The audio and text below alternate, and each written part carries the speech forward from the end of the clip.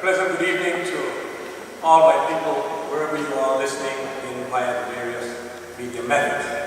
And to a very special good evening to the people of District 3, Valley North, and to you, the people who are here this evening in this Rodney McCarthy auditorium, a facility which I am proud to have been a part of and to make sure that of its completion during my tenure in government.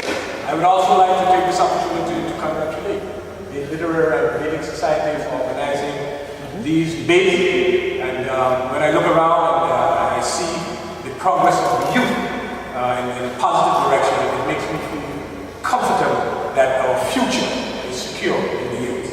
For indeed, you are our future, and it's all about you.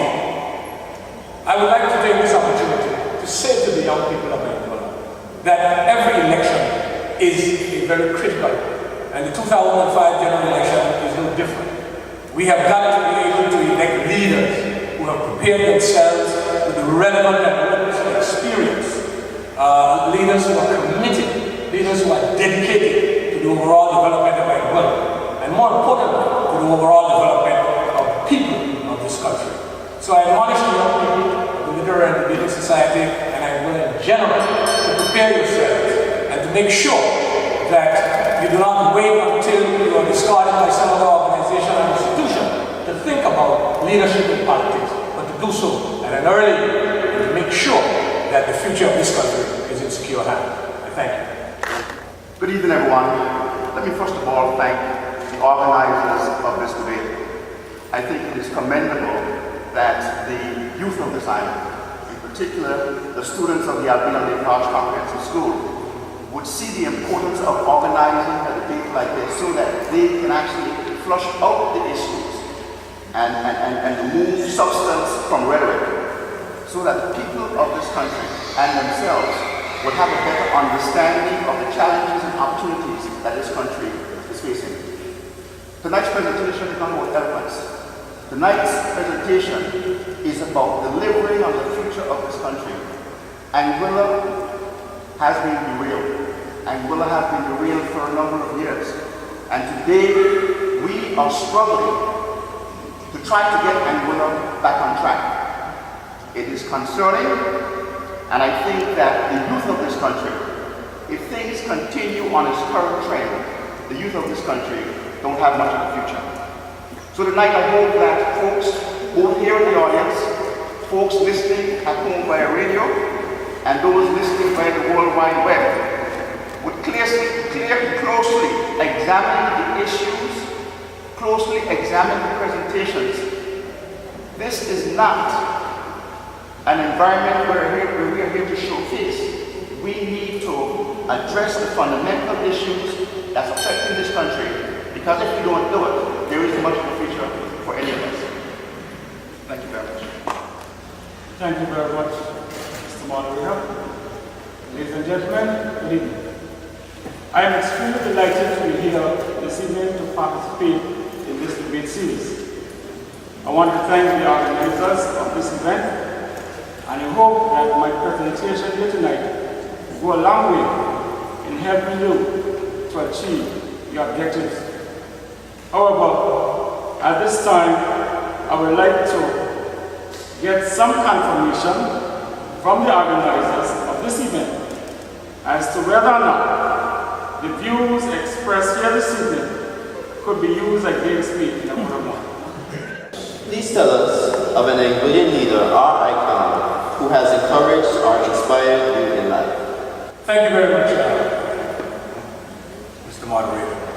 Mr. Moderator and the general public, I was born and bred in Angola at a very early age. I was taught that it is always good to be honest and trustworthy. I was educated at the Valley Boys School, the Valley Primary School, and then off to the Valley Secondary School, off to the College of Arts, Science and Technology in Jamaica, down UTEC, then to Tuskegee University in Alabama, and to Avalon University in Kansas City. I taught in Angola for quite some years at the Adrian T. Hazel Primary School and the Aurelia Kelly Primary School, and worked for a number of years at the hospital, the Old Cottage Hospital, as a medical technologist, and also as one who did quite a bit of anesthesiology, that is putting people to sleep while the surgeons are doing the operation. Leaders, I must admit, overall, my father was a leader. My father was a leader in the sense that he was not out and upfront, but he was always around, and he always made sure that we were exposed to a quality education. He was very, very instrumental in the 1967 revolution at Hideaway. He was always behind the scenes, giving examples and so on and so forth. Being involved in business during the critical times in Angola, he was the one really, my parent and myself, to be honest, to be open, to be trustworthy, and to be capable and prepare yourself. You know, this is a very, very easy question for me to answer.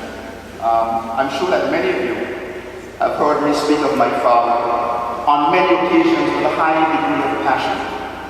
My father, to today, inspired me. He inspires me to today. He was probably one of the most brilliant people that I've ever met.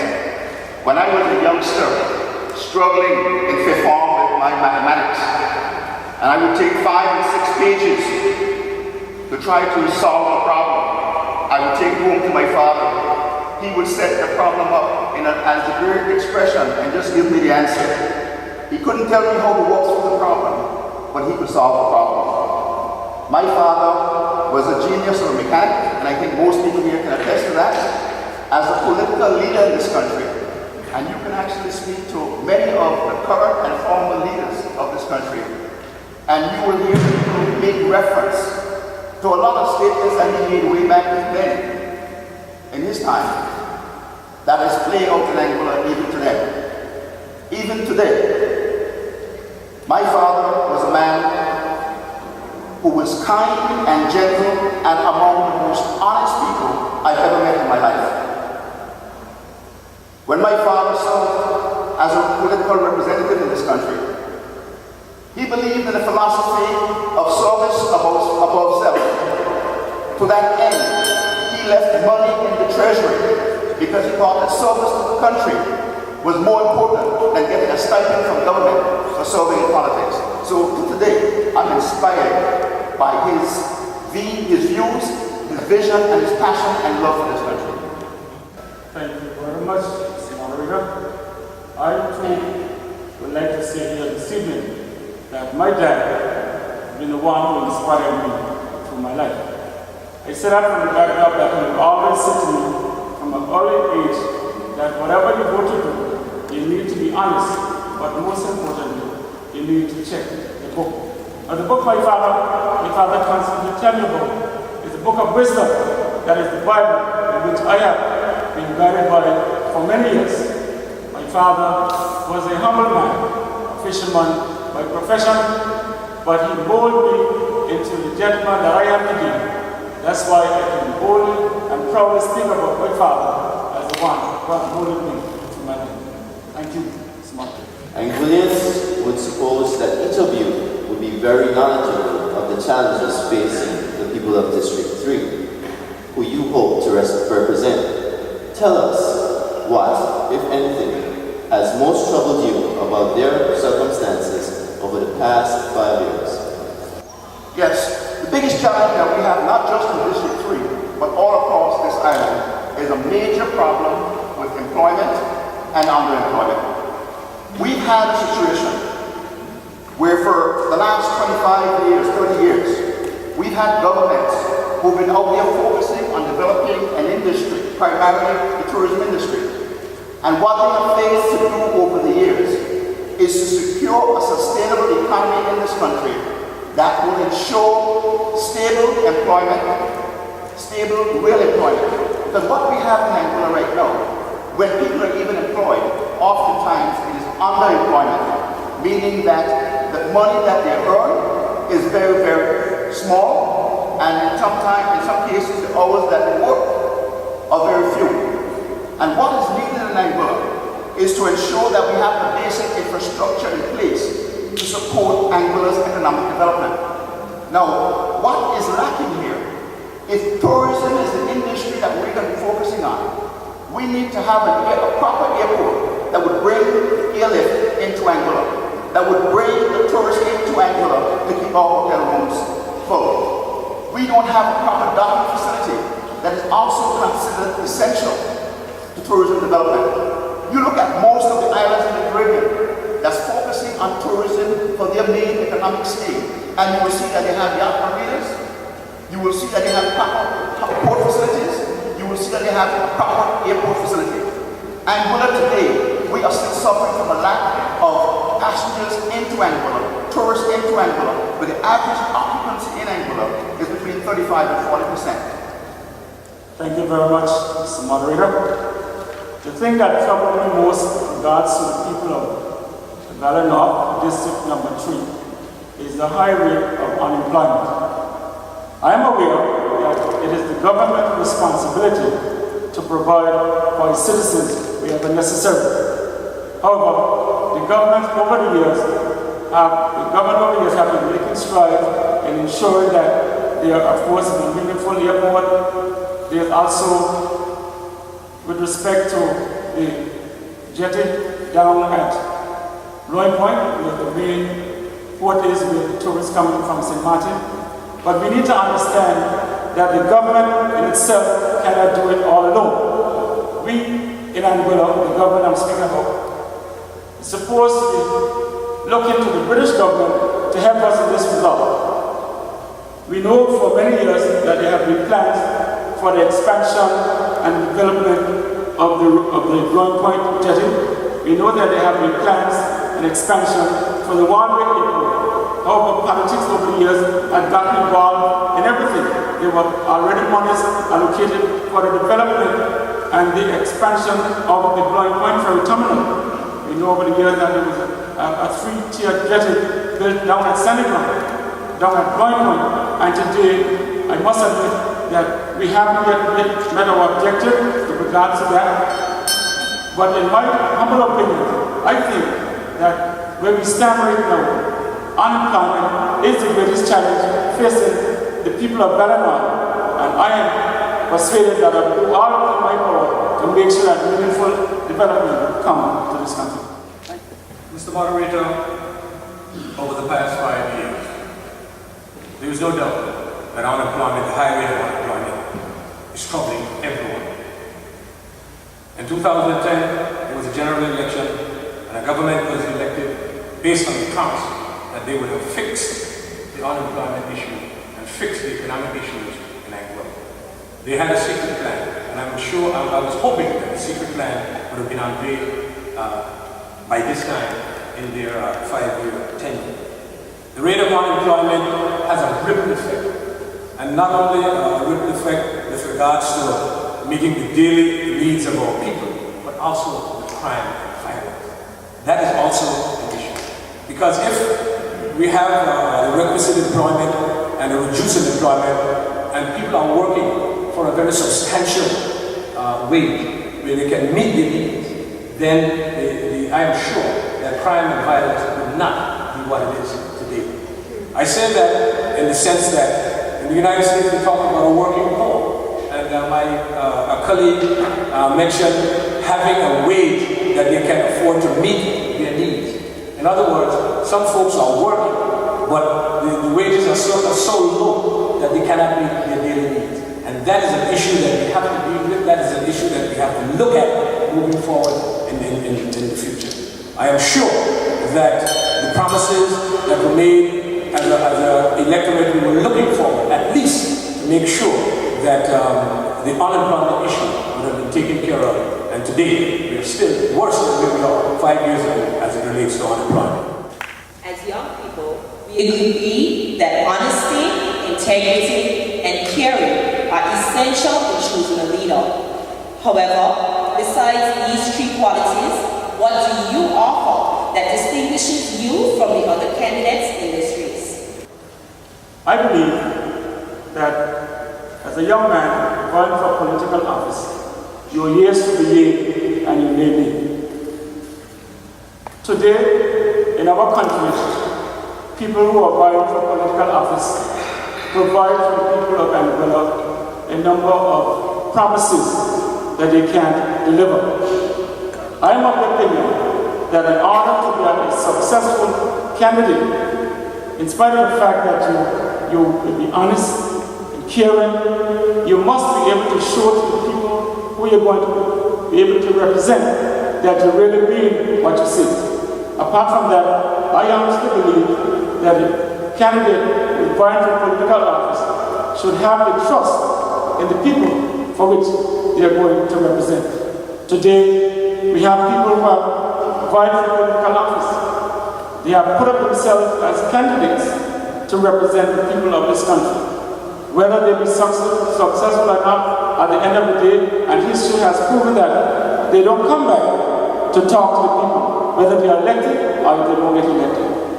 And I think that is a bit dishonest as relates to the candidates who have been put up themselves over many years for political office. Thank you very much. What distinguishes me from the other candidates, I have prepared myself to be able to come back home and to serve my people. I have served my people before I left this country to prepare myself. I have served, as I mentioned earlier, in the capacity of a teacher, molding some of the young minds. I have prepared myself in the fact that I have been at the hospital, the old college hospital, for a number of years in the laboratory. I have prepared myself with the experience and exposure that I've gotten in the operating room, the caring of people in general. Prior preparation prevents poor performance. And since I got back home, the people in District 3 Valinor have given me the opportunity since 2005, which has given me almost 10 years of experience. 5 years of experience in government, and now 5 years of experience in opposition. And I will say to the people, thank you, and I look forward to your continued support. But I dare say to any of my other opponents, with regards to that 10 years of experience as a legislator in the Angola House of Assembly, has more than prepared me to move forward and to help with the challenges that are facing this country at this particular point in time. Yes, I think that over the years, I have actually spent a lot of my time working in areas where I was required to use visionary leadership to deliver. I've been fortunate to have worked from a number of multinational companies over the years, both in North America and right here in Angola, where I served Cable and Wireless for some 17 years, leaving Cable and Wireless in the role of Executive Vice President for the Windward Islands, managing a staff of over 800 people and a budget of about $300 million US. And of course, over the years, one of the things that I've had to do is to engage in a lot of strategic thinking, strategic planning, because when you are incompetent around the corporate boardroom, you don't stay there. They kick you out. They kick you out quickly. What we've witnessed in Angola over the years is incompetence in leadership. My colleagues speak of 10 years in government. 10 years in government that has failed the people of Angola. 5 of those years, they feathered their own nest. In 2007, when the world economy was declining, they increased their salaries by 20%. And 2008, when the economy fell over the cliff, they increased their salaries by another 25%. The financial burden and pain that people of this island is suffering from today is as a consequence of the failed leadership of the Angola United Front. If as a government they were working in the private sector, all of them would be fired.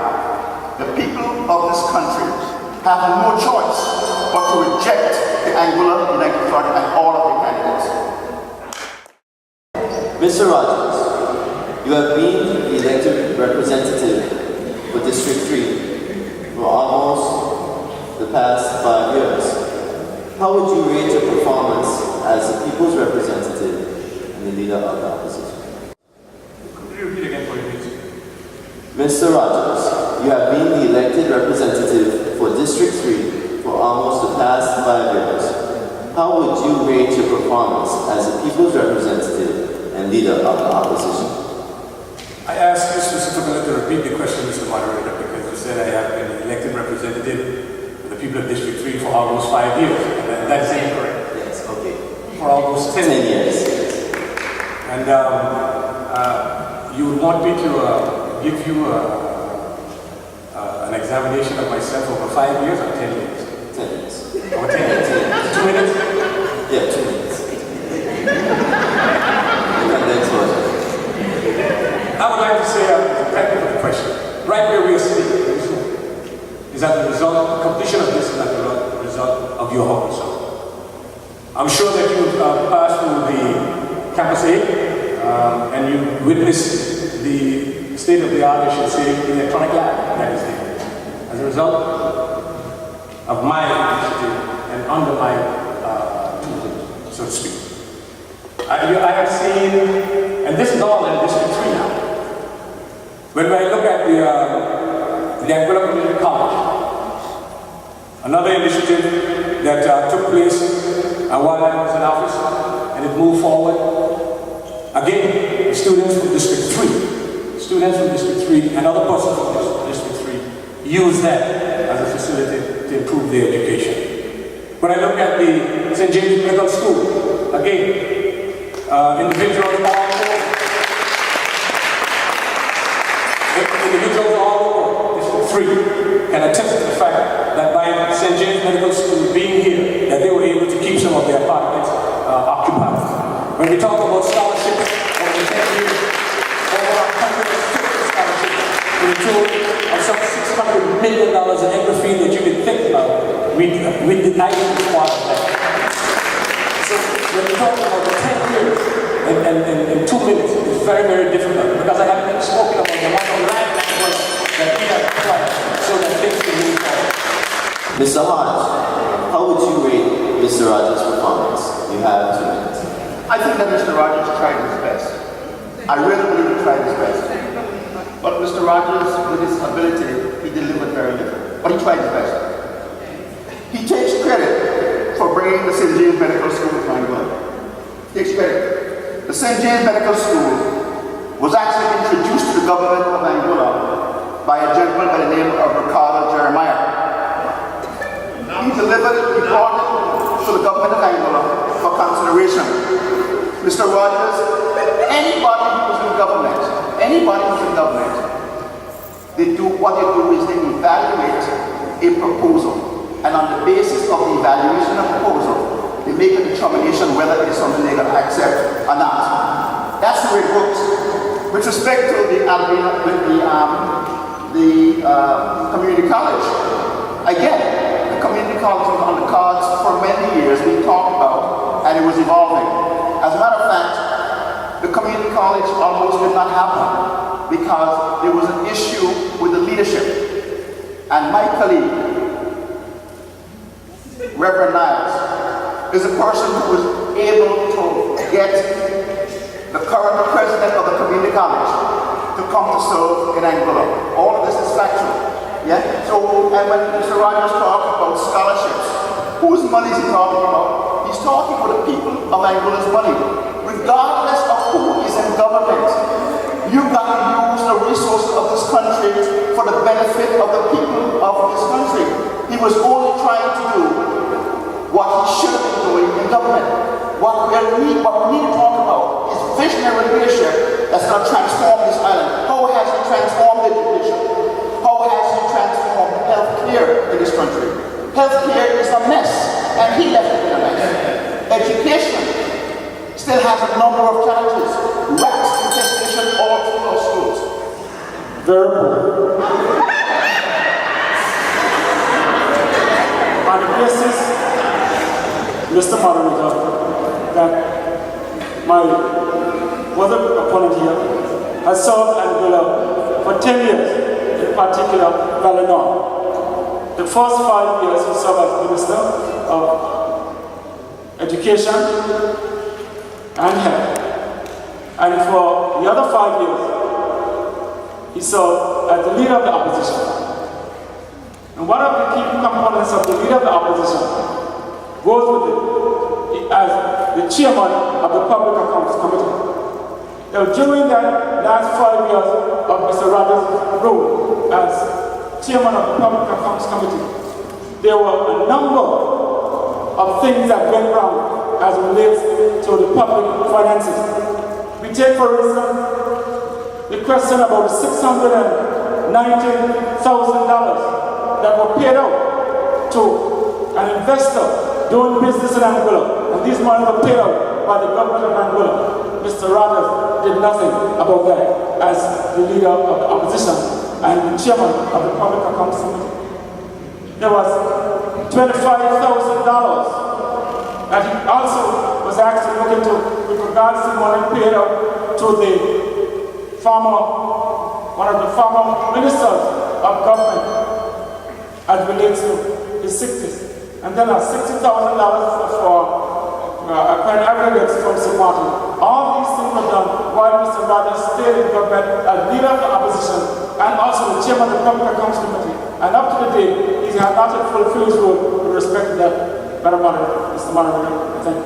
Mr. Moderator, first of all, I can't hear. Mr. Moderator, first of all, let me say to my word friend, Mr. Richardson, that he needs to understand exactly how the Public Accounts Committee works. And I think he's really and truly out on left field with regards to that. Because as it relates to the Public Accounts Committee, we did what we were supposed to have done and couldn't have done. We didn't get information from the relevant authorities within government and his government. With regards to Mr. Hodge, my word upon it, I think we mentioned about honesty and integrity and truthworthiness. When he could sit up here and say that Ricardo Jeremiah was the one who introduced the St. James Medical School in Angola, I think every single Angolan needs to go out and verify that before they look at what Mr. Hodge will continue to say in this political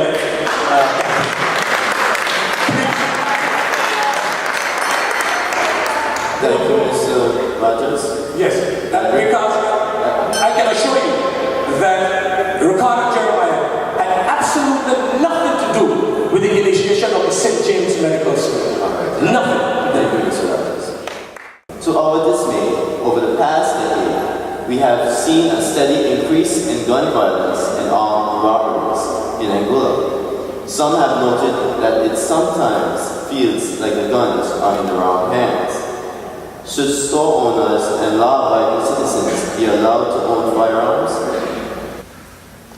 Guns don't kill people. People kill people using guns. We need to understand root cause when we're looking at issues of gun violence. What has happened to our young people? Our young people are disillusioned because there is no hope for them in our society. You look at a young person in Angola today, someone under age 30. The average young person under age 30, they have very little prospects of owning a house, a car, and the things that some of us took for granted when we were 30 years old. The average young person on this island will probably not own a house. The average, if things continue the way they are. I spend a lot of time with the youth of this country. I sit with them in their homes, on the street corner, and as far as the young people are concerned, the adults in our society care very little about them. And the idea of us thinking that adults should have guns to arm themselves against young people who might invade their homes and their premises with guns is not the approach. We would have anarchy in this country. It'll be a bloodbath. We need to look at root cause. Root cause is trying to address the frustrations of our young people, and they need to be addressed by us not paying lip service to them, but really addressing them. Our young people have witnessed a situation recently where our former government and like front government, some of our guys went home with $582,000. $596,000 and getting huge pensions while our young people who are 18 and 19 years old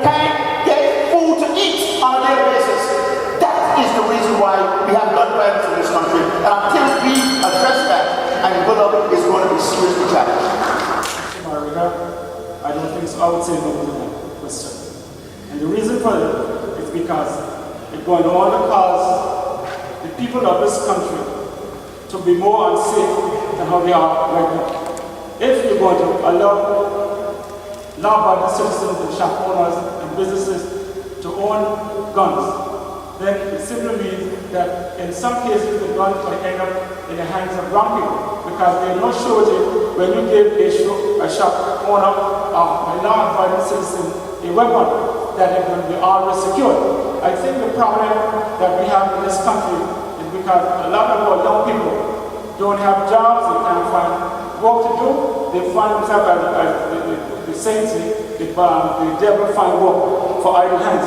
If we could find ways and means of getting our young people employed, then this whole question about gun violence will not be as prevalent as it ought to be. Also, we need to address the problems that are causing this violence among youths. Because we find out the ways we hear about the East can go west and the West can go east. And this don't only stop with the young people, it also goes into the adults.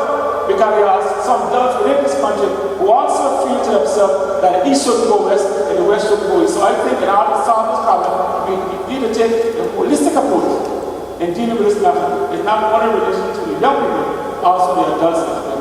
Thank you. Before one would decide whether store owners and law-abiding citizens were allowed to own firearms, I believe we should look at the root cause, as one of my opponents said. The reason being, why is it a question for law-abiding citizens and store owners to have licensed firearms? It means that there is an issue with regards to licensed firearms within the society. And that is what we have to address. In other words, we've got to be able to, we're in a small society, we've got to be able to identify some of the reasons why these young people or adults are taking up firearms. And as a result of that, the law-abiding citizens and the store owners will feel threatened. So, in a nutshell, we've got to look at the society, we've got to look at the trends in society, and we've got to be able to create an environment for our young people whereby they are fully occupied and there would be absolutely no need or time, so to speak, in terms of owning guns. Another issue that we must look at in terms of owning guns is drugs. Because there is no sort of law abiding, no rules, so to speak, in terms of drugs. And a lot of the gun-related crimes in not only Angola, throughout the world, are related in some part to drug use and to drug transportation and to drug selling. Because there is no, you cannot go to the police. If I'm a dealer, I cannot go to the police and say, Mr. Hodge owes me for X or Y amount of cocaine or ganja. I'll have to deal with Mr. Hodge, and one of the only ways of dealing with him is to use a gun. Good evening. It has been noted that some young Angolians lack interest and motivation in the workplace. Some also say that compared to workers from our neighboring Caribbean islands, young Angolian workers leave much to be desired. Have young Angolians lost the great work ethic that their forefathers were so known for? I don't want to agree that the young people of this country has lost the motivation for work ethics and give the credit to the person from overseas. Because if you look throughout the Caribbean, there's always a tendency for the national of a country to believe that I'm born here, I'm from here, and this country owes me something. At the same time, you need to understand that the question about young people going into the workforce and not performing results from the home. If you're going to have your young boy or girl or middle-aged young man and you send him out to work, that preparation period should begin in the home. You should not have to wait until you go out to the workplace in order for the employer to tell you what is basic good work ethic, that should come from home. So I don't want to agree that the issue here is that Anguillan has lost it because they are Anguillans and they feel that the country owes them something, and the people coming in from overseas are doing a better job than them. Because if you look at it, without a workplace, all the young people at some point in time fall down in the work ethic. I agree that there is a problem, but it's not only centered around Anguillans, but centered around all our young people, whether they're from overseas or they don't. I believe that the young people, they have not lost their work ethic of our forefathers. I believe that it is as a result of inadequate preparation. I believe it is as a result of the young people seeing that their opportunities are limited, so to speak, and they are really disenfranchised with regards to what is happening in terms of the job opportunities and so on and so forth. The culture of being an Anguillan does not guarantee you for anything. You know, I believe in preparation, as I mentioned earlier, and the experiences that I have had outside of Anguilla, where you are responsible to get to work and to perform, irrespective of where you come from. Those of us who travel the world over and work in different places, that work ethic has sustained us well. And I believe that giving the young people an opportunity, giving them hope, so to speak, and in terms of preparation, making sure that our technical and vocational programs are up to date, making sure that we don't marginalize them because they are not as academically inclined as some of us.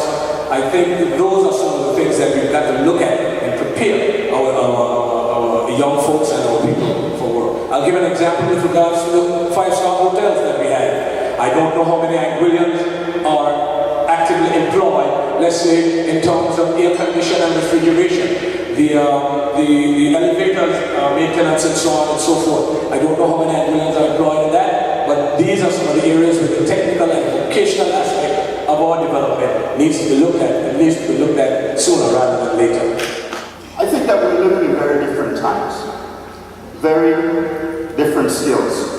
I think the way young people are oriented today, young people gravitate to things that's exciting. They gravitate to things that is computer-based and the like. What we're finding in our society is that when our young people leave school, the opportunities that are available to them are oftentimes skills in traditional type jobs.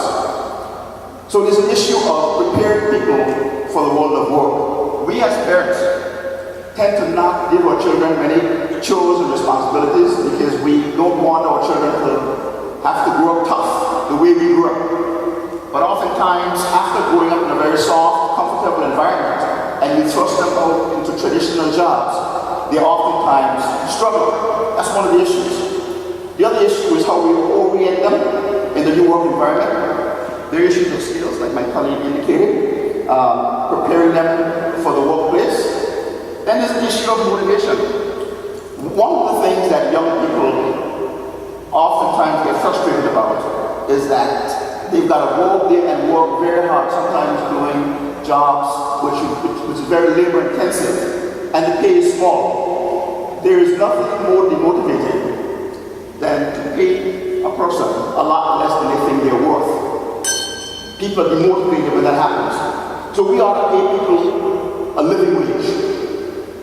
And then we got to have work ethic in Anguilla general. We need to set some benchmarks as to what a good day's work is for a good day's pay. So benchmarking is also very important. What structures can be put in place to ensure that there is more youth participation in the decision-making process of government, especially on issues that concern and affect them most? Yes, it's a very good question. The philosophy of the Gov Party is one of inclusion.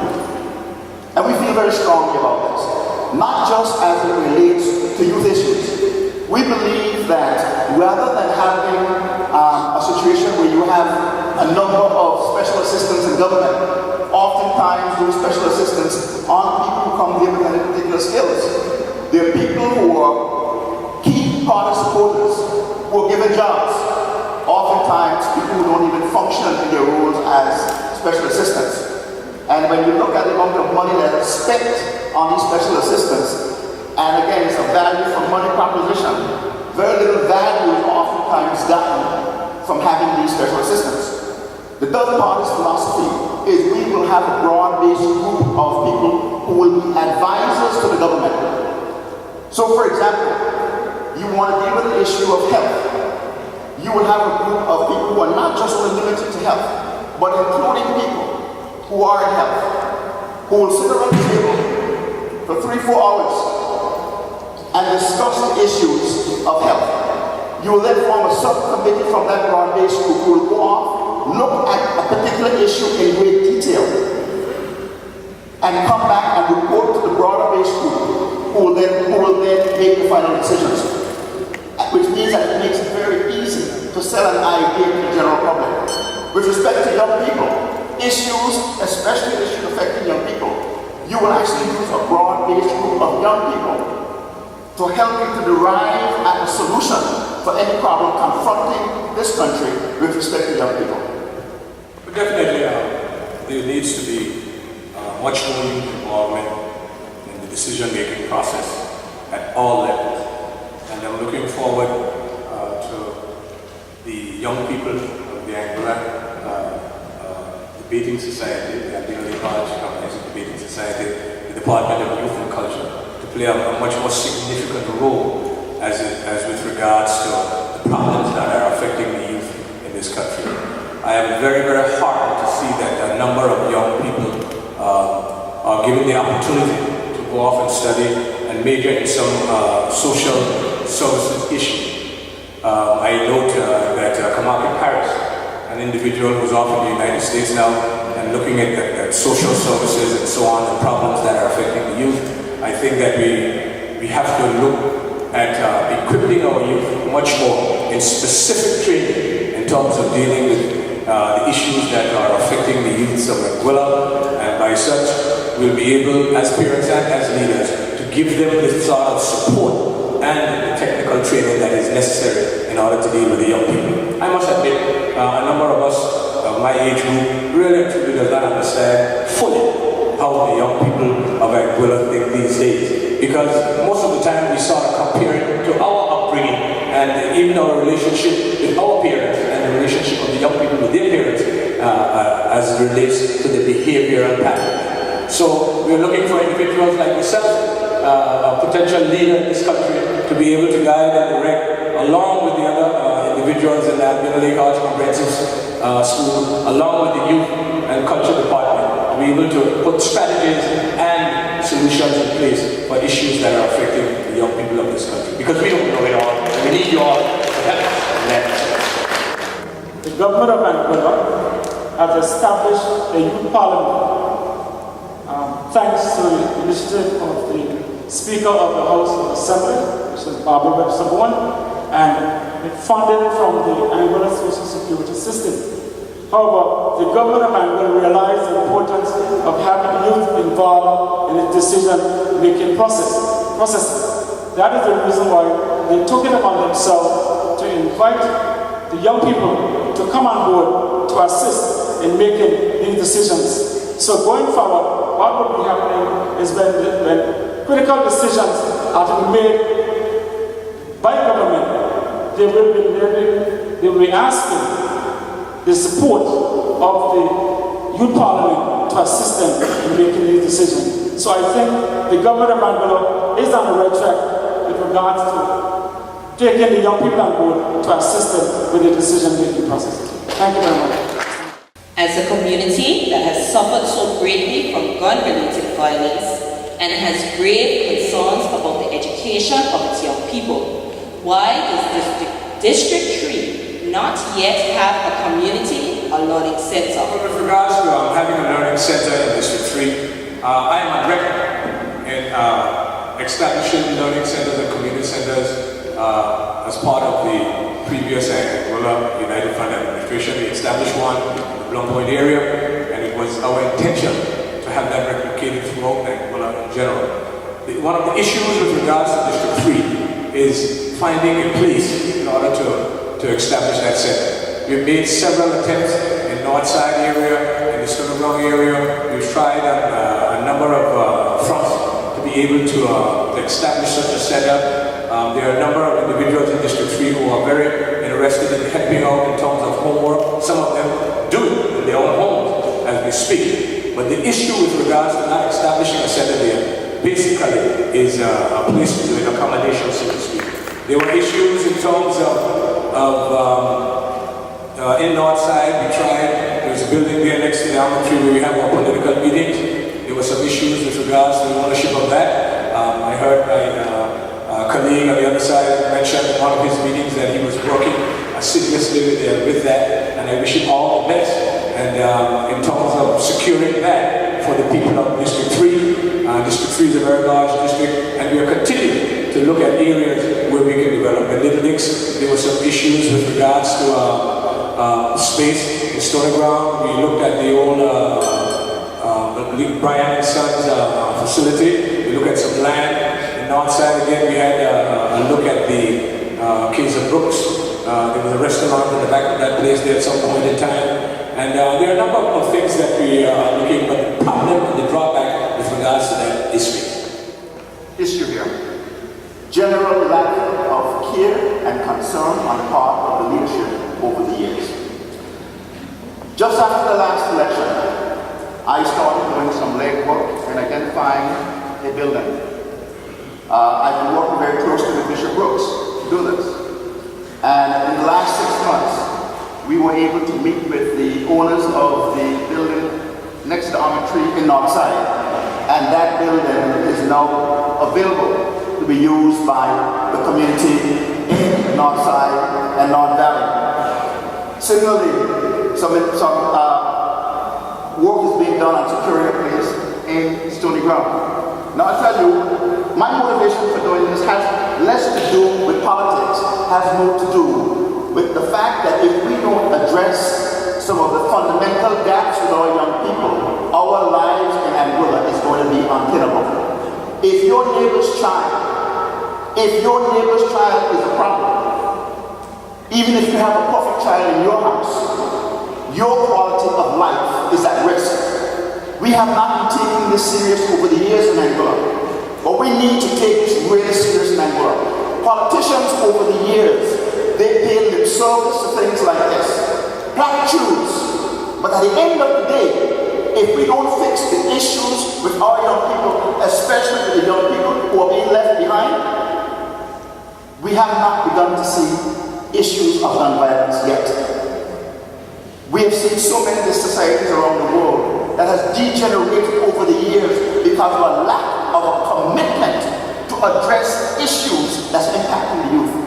So I'm saying to you that we in Northside will make that yellow building next to the almond tree available, and I'm inviting both of my colleagues to participate and make it a success. I don't want it to be political. We don't need to politicize it. We need to get on with it and get it done. Similarly, we need to do something like that in the Stony Ground area, Little Licks area.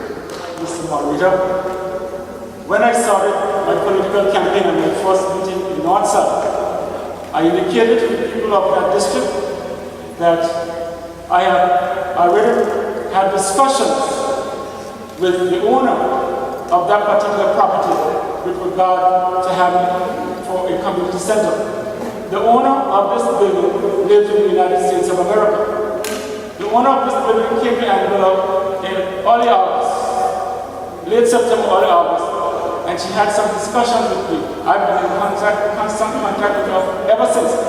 When the lady came to Anguilla, she met with my other friend here, Mr. Hodge, and she had some discussions regarding the building. However, the communication is that the building will be used for a community center. So Mr. Hodge is very right in saying that the building has been secured and nothing of politics. So we are on the right track with regard to providing a community center or even a center for the people of Valley. Compliments not only to Mr. Hodge, compliments to the point also. Thank you very much. What improvements can be made to further develop tertiary education institutions here in Anguilla? We need to be realistic. politicians say that, people can do pre-law and pre-medicine in Anguilla, etc., etc. We need to be realistic.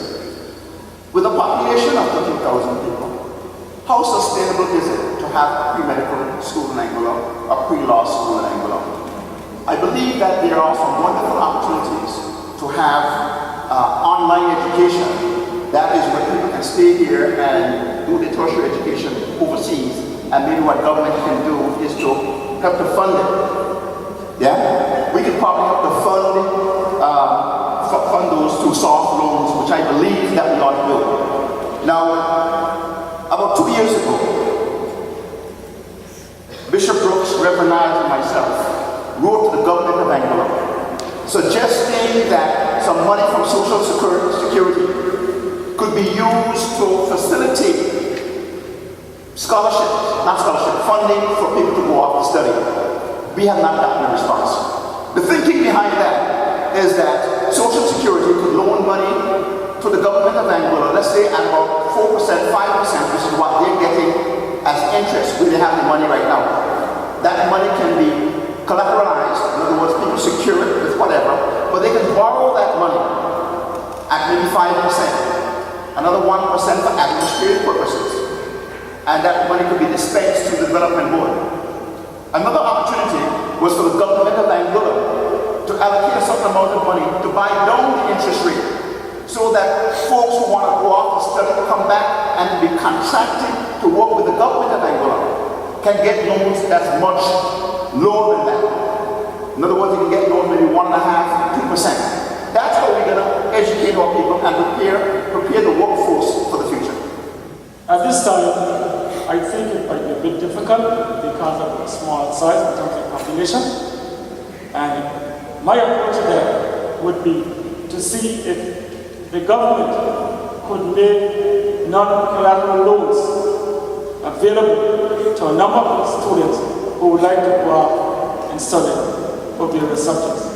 My reason for saying that is because there are a number of people, students within this country, who would like to go out to further education, but the cost factor in getting the education has much desire because some of them come from very poor families, some of them don't have the financial resources, the banks aren't lending as they used to, so therefore a lot of our children are left hanging, so to speak. So I would want to suggest that the best way to approach this is to find a system where, whether it's through the government of Anguilla securing non-collateral loans, or maybe through the efforts that my good friend Mr. Hodge said, through Social Security, where they could provide low rates for the students to be able to go overseas and study. But to set up the system that you are asking about, I don't think that the population is large enough to accommodate. Maybe in the future, when our population will go to a certain side, that could be considered, but as of now, I don't think so. Financing education has and will always be an issue. And that is the reason why I said earlier that I was proud to be part of an administration that had awarded some 150 scholarships during my tenure in government and over 170 financial assistance. That revolves around economic activity. The government of the day and the situation in Anguilla at the moment in terms of the economy is so bad that government, even if they want to increase their contribution to training overseas, cannot do it. So in other words, I'm saying that we've got to be able to generate an economic activity in Anguilla so that government would be able not only to give non-collateralized loans, as the colleague said, but also to be able to fund the scholarships as well. With the advancement in modern technology, I think we have the opportunity to really and truly come together, and those who the expertise, the young people in the school, you can do almost just about anything online these days, so that you can cut the cost, overall cost, if you can do some of the courses online and some of the courses here, and then the other portion of it, rather than going away for 4 years, you probably can go away for 2 years, so issues that we have to look at, and those are the sort of things that we have to do in terms of tertiary education here. Another important factor is that we've got to be able to get the message out to our people, because even the tertiary education that we have on the island now, most of the Anguillians are not utilizing it. That's the area that we have to look at and make use of.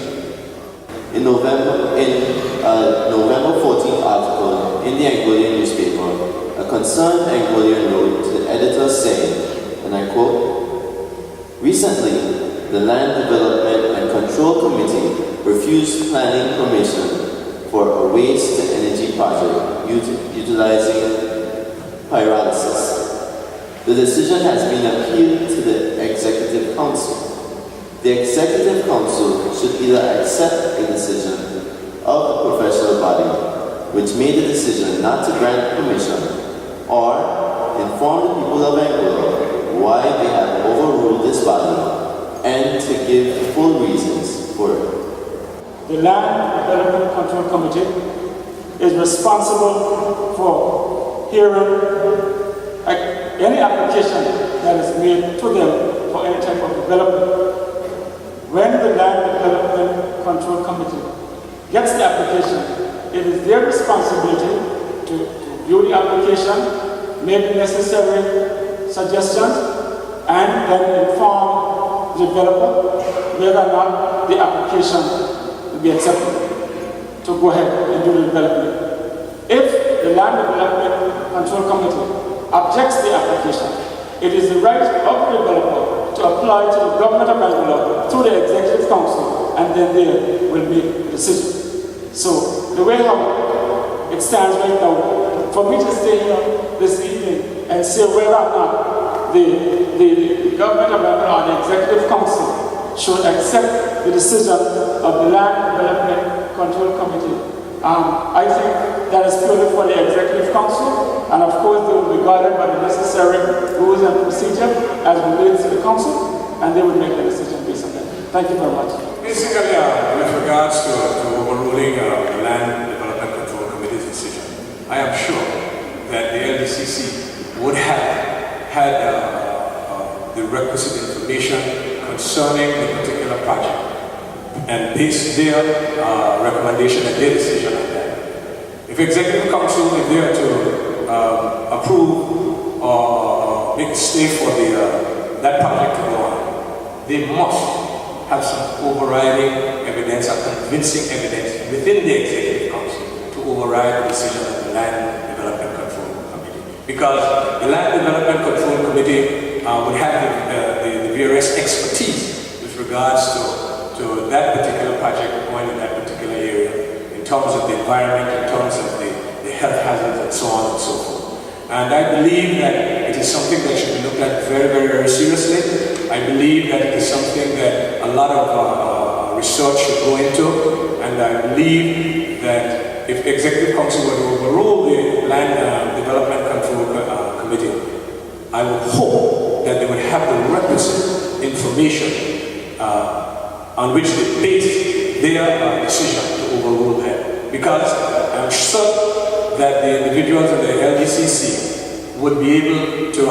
ascertain certain pros and cons as it relates to that particular facility in that particular area, in Angola, at this particular point in time. But there is no doubt that there are issues with regards to electricity and the cost of electricity, and renewable energy is something that we all should be looking towards. And Angola is, we have an abundance of natural resources in terms of sun and wind. So I'm hoping that the government, if the Executive Council rules it, then they will have some sort of credible evidence on which to overrule that decision.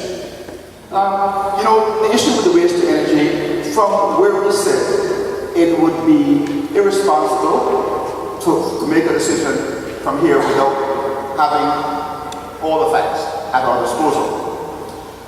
One must question the motivation behind the project in the first place. Is it that government is desirous of having lower rates of electricity? Is that the motivation? Or is it the motivation to have some means of better managing the dump site. If the motivation is managing the dump site, that is a separate issue, separate and apart from the issue of energy. I believe that the motivation for most part has to do with delivering less expensive energy to the people of Angola.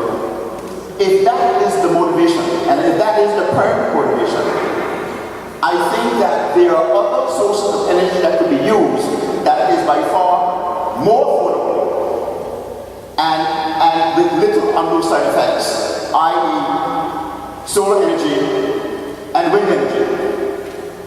But one of the things that's so interesting is that right now, if the government is really interested in lowering the cost of energy to the people of Angola, and all of us know that oil prices have actually fallen by 30% since June, why isn't the government proactively getting ANGLIC to lower their rates of electricity, because ANGLIC should be getting much cheaper fuel because of the reduction in oil prices. Additionally, why isn't it that gas prices at the pump hasn't gone down about $4 since oil prices the world over has declined by some 30%? Tomorrow, listen to 92.9 because we will be dealing with this. Has our development and focus on upscale niche market tourism served us well in weathering the ongoing global recession? Well, I'm not sure that niche market tourism can actually be tied to what is going on with the global economy. There's an interesting dynamic at play the world over, and that is that rich people, that is the very rich people in the world, are getting richer, and the middle class is disappearing. This is happening around the world. In other words, some 10 years ago, there was a pretty big middle class, and those are the people who we depended on to come down here to spend their money with us. Those people have gotten poorer, and that has happened even more so during the years of 2007 to now. And the super rich have gotten super rich. So there is a need for us to, yes, diversify our product, but it also requires some creativity. And one of the things that we in the Dove Party are proposing is that Anguilla-owned hotels be encouraged and supported with selling their unsold rooms during the off-season as timeshare. If one was to look at what has happened in St. Martin during the economic crisis of 2007 through now, you will see that St. Martin had a pretty steady flow of visitors on St. Martin because St. Martin is very big in timeshare. What we need is to keep warm bodies coming to Angola, spending money in our economy.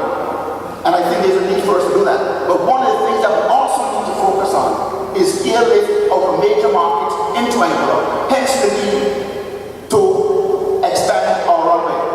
We have spent over $80 million on our runway, and less than 10% of our current visitors to the island come in via that runway. It's so far it's been a wasted investment, stranded investment. If I understand the question correctly, I think that there is a need to attract tourists from other parts of the world other than the American market. There are other markets that you can tap in that could provide meaningful employment and continued visitor arrivals to this country. Right now we're spending a lot of time on just concentrating on the US market. When it's a bit cold up there, we come down to the Caribbean and spend some time, or maybe one of those two persons would have homes here, or villas, whatever. They come down and they spend a little time and they go back up. But I think what we need to do from here on is to be able to tap in markets like the Canadian market or the South American market and get tourists to come to Angola, so we have tourists coming to Angola all year round instead of just depending on one type of tourist. That is the upscale, rich and famous person. Thank you very much. There is no doubt that tourism plays a significant role in our economy. And we've been catering to the low volume, high-end tourists for quite some time. And as my opponent mentioned, those very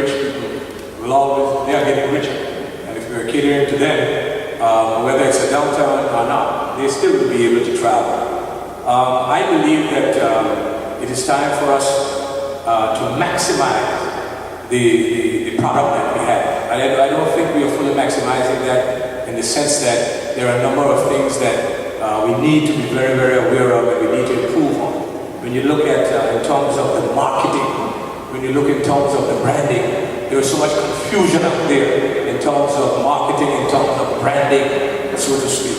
And we've got to be able to increase our visitor arrivals and have more heads in beds, so to speak, for longer periods. We've got to be able to attract tourists and encourage them to stay longer, the development and enhancement, and to keep the visitors here a little longer. We've got to be able to engage the visitors so that they will be able to spend much more of the money that they bring to the country. And of course, as my colleague mentioned a little earlier, access, easy connectivity, and direct flights into Angola is an absolute necessity. The $80 million, $70 million that we spend at the airport, we need to improve on that and make sure that our airport be able to accommodate those direct flights into Angola as we move forward. The implementation of the interim stabilization levy as a method of bolstering government coffers has attracted much criticism. If elected, would you support the repealing of any taxes? If so, how would you make up for the shortfall in government receipts? Absolutely. In terms of repealing the interim stabilization levy, the next AUF administration will do that. And in terms of, it has caused hardships, honestly. The timing of that interim stabilization levy, in my estimation and in the estimation of a number of Angolans, really truly was out of place. The economic indicators and the revenue indicators during that time were all in the negative. The custom duty, the accommodation tax, the inland revenue, and all the economic streaming, the revenue streams were pointing in the negative. They were down. And I think that the implementation of that with the additional 3% added on to the employer's responsibility caused a number of employers to think twice about hiring, increasing and hiring others, and in some cases actually caused some businesses to collapse. In terms of what can be done, of course, we've got to be able to look at the resident asset levy, which the present administration has waived in the case of Viceroy for sure, for at least 5 years. And I believe that that tax, which is a tax per square footage of the individual owners down at Viceroy and throughout Angola, would be something that we could look at and would be able to replace the interim stabilization levy. Of course, we've got to be very, very focused in terms of diversifying the economy, improving the economic activities in Angola, so that any government would be able to ease the pressure and the burden, the tax burden of the people of Angola. You know, what hypocrisy. In 2005, Angola's budget was $102 million. In 2009, Angola's budget was $243 million. People who are responsible for increasing our budget by $143 million over 4 years are to be blamed for the levy in this country. The Angola United Front has got to be blamed for that. The numbers are there. The numbers are there. They speak for themselves. What happened to all this island? In 2005, with a budget of $102 million, it was manageable. By 2009, with $141 million increase, even if the world economy did not crash, it was unrealistic and unsustainable for the people in this country. Unrealistic and unsustainable. So when the world economy plummeted, and we did not get the money from the sale of real estate to foreigners, alien land holding fees and transfer taxes, that money disappeared. The only way to sustain the level of revenues for government was to tax the people of this country to death. And that is what the Anguilla United Movement had to do in short run.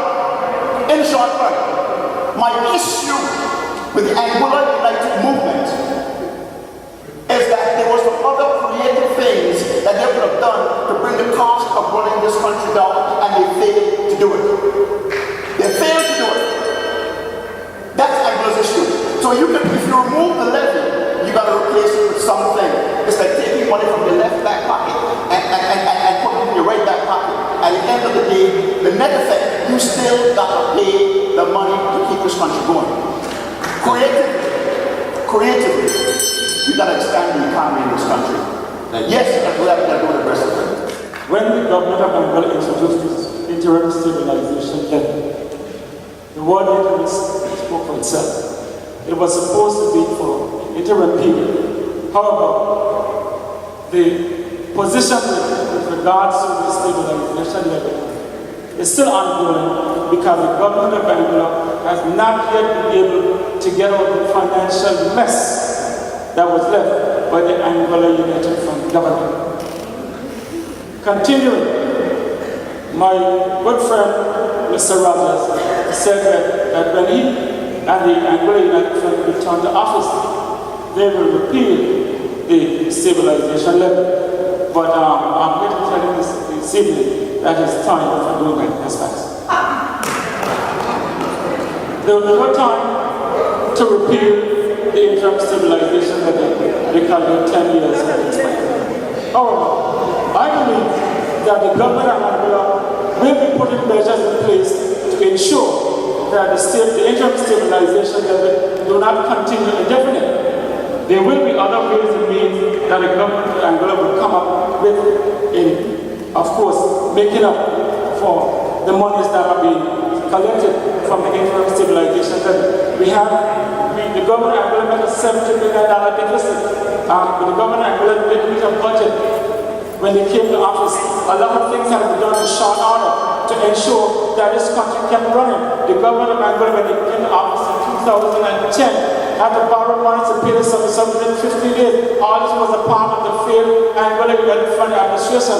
And to stay here tonight and say that they will repeal the interim stabilization levy, I think what he should have done is to ensure that before he leave office, take a motion to the House and ask the government of Angola to consider reducing the pension that are paid to civil servants so we will get a large sum of money to go next month. My colleague mentioned the budget of 2005 and how $103 million is. He didn't mention what the revenue side of that is being brought up.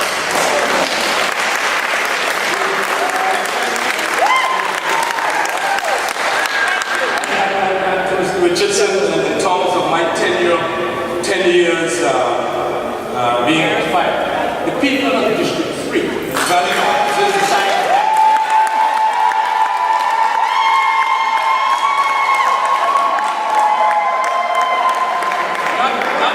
not Mr. Richardson, not any court of law. The people of value will do that. Well, you know, it's unfortunate that you find this to be laughable. Let me tell you how business works. When the government had some good days, what you do, you hold that windfall. Because the issue is an issue of sustainability. Unless you have a sustainable source of revenue, you will end up having an economic collapse. We did not have a sustainable source of revenue, so as a consequence, we had an economic collapse. When you laugh like that, you laugh because you don't understand the facts. When you understand In his 2013 presidential report for the Angola Chamber of Commerce, Mr. Keatley indicated that there had been little or no meaningful consultation with the business community. I quote, "A glaring example of this helter-skelter approach is the decision to radically decrease the funding of our summer festival. I realize this can be a sensitive issue, but I am limiting my comments to the economics of the decision. The Angola Summer Festival provides the majority of the annual cash flow for many small businesses," unquote. Please comment on this issue. The Anguilla Summer Festival Committee is responsible to reporting to the Ministry of Finance, to the government, and they will sit down and they will work out what they feel would be a good cost to run the committee for the season. However, the government of Anguilla is not bound in any way by what the committee would present to them. Apart from that, the summer festival in Anguilla has been growing by leaps and bounds. And if you look at this year's summer festival, it was one of the greatest they have ever had over the years. So I don't think the suggestion by Mr. Lee to suggest that it would have greatly impacted the people of this country, I don't want to agree with that, because owners around Anguilla, shopkeepers, the bars, the various booths at Cannibal, they all benefit greatly. Down at Sandown on the Monday, which is the greatest festival during the week of activities, the beach was swarmed with people.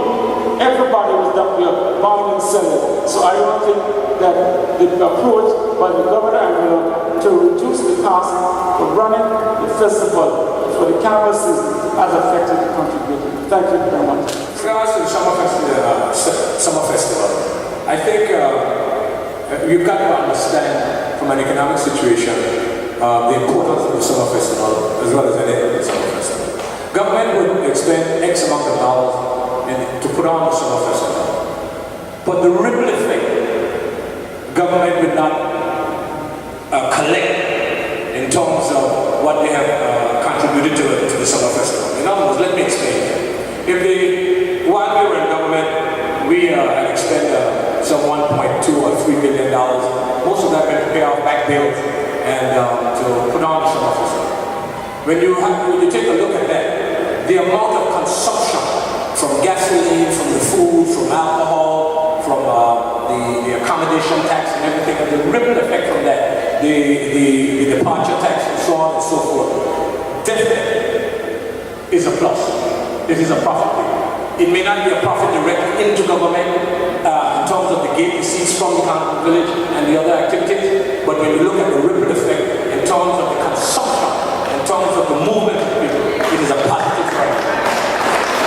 And I really think that we should invest in our carnival and our festivals, as a matter of fact. When you look at the Jazz Festival, for example, the Jazz Festival, the amount of individuals who are coming in, heads and beds at the Jazz Festival, it was just taking root with regards to the local individuals in terms of that. Cuisinart and the rest of those hotels, it was leading into the tourist season. That began before the actual opening of the tourist season.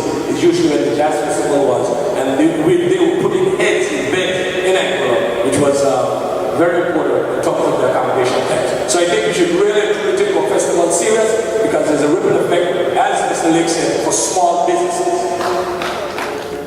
Interesting question. And it demonstrates a lack of understanding on the part of my colleague here about economics and numbers. What happened to Anguilla is that we went through a J curve. A J curve. In 2000, I actually drew it here so I can actually describe it. In 2005, the tourism numbers in Anguilla were going like this. In 2007, it went up like this. 2008, it got like this. By 2009-10, we went down, J curve. And what we're doing now is coming back up, climbing up. We went down to 50-something thousand people in Anguilla in 2009-10 season. And that's because the world economy collapsed. People in St. Martin weren't spending. People in Antigua weren't spending. People in the United States weren't spending. Where would the government of Anguilla get money from in 2010? When they went in there, they met the financial situation in Anguilla in a mess. The world economy had crashed. What you got to do is then you tighten the belt. What people say, you contrive, cut and contrive. That's a period for cutting and contriving. If you have any understanding of economics, and understand that what that J curve was doing, in other words, you would invest $1, but you get nothing back because the spending power is not there. People become so conservative. If they have any money, they put it back. That's what happens during tough economic times. And that's what Angola went through during the period of 2010. While any responsible government would have pulled back in 2010. 2011, when it started to change that approach, but not in 2010.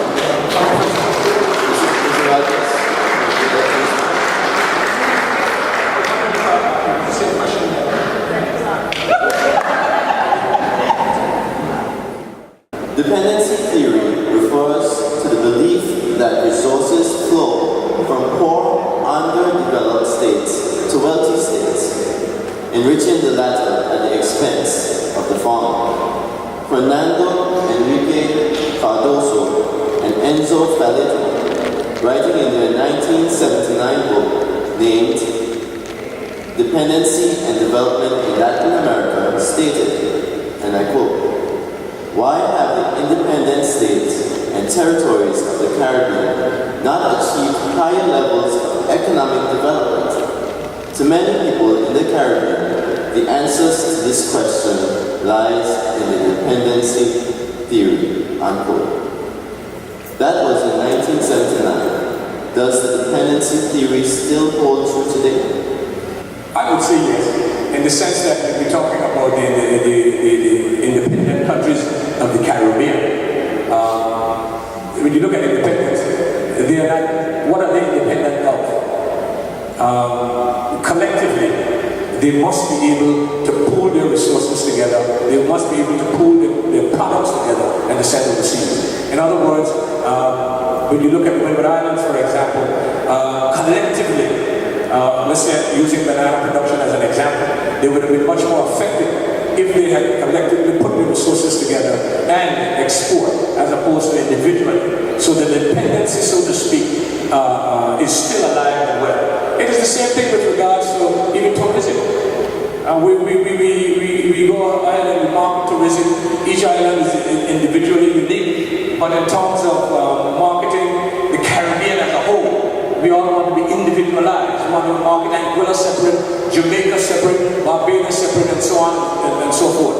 Are we really and truly maximizing our true potential with the resources that we have, not only in agriculture or in tourism, but in all the technology and so on and so forth, even in education, so to speak? You find that because of certain economic conditions, we are not able to access the University of the West Indies like we used to do. You find the University of the West Indies, when there used to be the faculty of medicine, you had to go through Mona campus in order to graduate as a doctor from the medical faculty. Now, Barbados has their own medical faculty. Trinidad has their own medical faculty. And again, the entire thing, we've lost it when it comes to collaborating our efforts and putting it together. I can bring it home in terms of Angola. We have some of the largest aviators per capita anywhere in the world. And still today we are talking about flights coming out of St. Thomas, Puerto Rico, someone else from Antigua, Leon, and everything else that we could have collaboratively put together and be depending on other folks from outside. It's interesting. I was trying to make some sense of my colleague's answer. I don't answer the question. Here's the issue, my friend. The issue is that the resources of poor countries are used to enrich the rich countries, and poor countries remain somewhat dependent. And it's a sort of the dependency theory has to do with the fact that we are caught in something where you don't have confidence in ourselves to use our resources for our own development. And yes, the dependency theory still is true. And the reason why the dependency theory is true is because of a lack of visionary leadership in our Caribbean. Now, I'll tell you something, there is a renaissance going on in Africa right now. And it's important that we as Caribbean people look at the renaissance in Africa. Africa is right now focusing on the development of the human resource. And Africa is considered to now to be the lion. The countries of Africa are considered to be lions. In the 1980s, we heard of the tigers, Singapore, Taiwan, Hong Kong, and Korea. Yeah? Those economies boomed in the 80s and 90s. Africa, most of us in this room, in 20 years, we want to go to Africa to live. South Africa Nigeria. Africa is going to have one of the strongest economies in the world because they are defying that theory.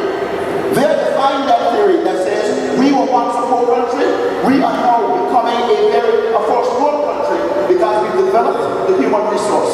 And the dependency theory is still holding true in the Caribbean because of the need for us to have visionary leadership to take our people forward and not we're a situation where our politicians exploit our people for self and keep them in poverty. That is really that question. Thank you, Mr. Moderator. I too want to agree that the theory holds true up to today. However, I think what the Caribbean needs to do is to come together as one, because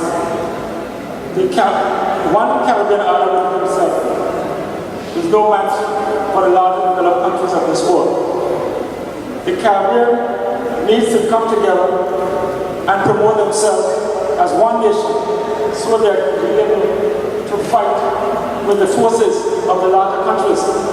We are aware of the fact that there have been exploitation of the larger countries for these smaller countries, especially when we stay out in the smaller corners and try to promote oneself. I think the way forward to solving this problem is to ensure that the countries of the Caribbean and the leaders come together, pull themselves together as one force, and then by that time the theory concept would change slightly. But if we remain divided as a people, as the saying says, divided we will fall, and together we will stand. Thank you very much, Mr. Thank you, Mr. Richardson. We will now proceed. The next question is Angola being exploited in its relationship with Britain? You'll have 1 minute. This is to Mr. Richardson. Thank you very much, Mr. Moderator. I followed Angola politics for a very, very long time. And I would say, yes, the governments of Angola over the years can do so much in attracting meaningful development to this country. Developers can come from all over the world, but when they knock on the shores or the doors of Angola, whatever is approved on behalf of the government of Angola must be assured by the British government. And the British government, as it stands right now, we in Angola, up to now, after so many years of partnership with the British government, still don't know what is the British government's intention for this country. Whether or not they want the country to develop, or they just want to stay as a nice, low-class, private vacation home for the expats and whatnot to come in and reside. So I think, going forward, as far as I'm concerned as it relates to this particular question, the British government has exploited the people of this country. Thank you. Is Angola being exploited in its relationship with Britain? I don't think so. I think Angola is being exploited by its own leaders. If you understand what Britain does to us and what our own leaders do to us, you will see what the problem is. Angola's problem is that our leaders, during election time, they promise you the world. When they get in power, they feather their own nest. They look out for themselves. Look at what is happening to our people in working in the hospitality industry, as an example. Our people are still in the hospitality industry, working for $5 an hour. During that period, in the last term of the Angolan United Front, they increased their salaries by 50%. How much of an increase did our people get in the hotel industry? Our leaders in Angola have us to believe that the British are evil. What we need to do is to have a working relationship with the British government, sit around the table with them, with openness and transparency, standing ready to have an environment where there is governance, having an environment free of corruption and conflict of interest, and having leaders who are visionary. That's what we lack in Angola. We can manage the relationship with the British government effectively, but it takes leaders who are visionary and who are prepared to put them on. It seems like an increase in salaries by the previous government is causing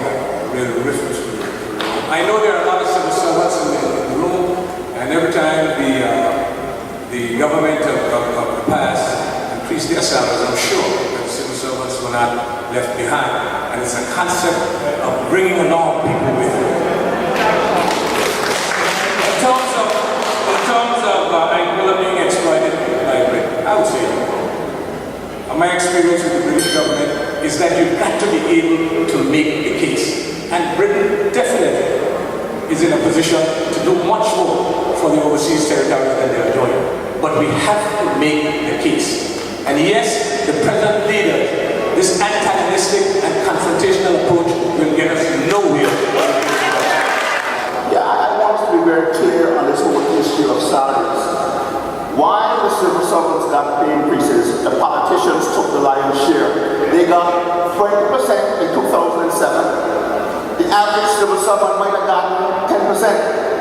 And in 2008, they got 25%. They gave it for themselves.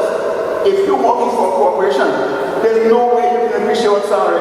But here are these people working for the poor people of this country who on average are making less than $5 an hour in some cases. Yeah, but they can increase their salary by 50% between 2007 and 2008. I'm somewhat surprised to hear my good friend Mr. Rogers speaks about making the case to the British government. Because when Mr. Rogers, along with the delegation of the Anguilla letter, went out to London in 2008, just before the 2009 letter came down from Chris Bryan, Mr. Rogers went on into the Anguilla. The company said that he thinks this is the time for Anguilla to consider independence because they went out to London, made the case, and the British government discredited them because they said, as far as they're concerned, there wasn't, as far as the public purse was concerned, they wasn't doing a good job. So I can't understand why Mr. Rogers would stay here tonight and say the relationship with the Anguilla will be better served if we make the case. You are made a case with Mr. Rogers. Thank you, Mr. Richardson.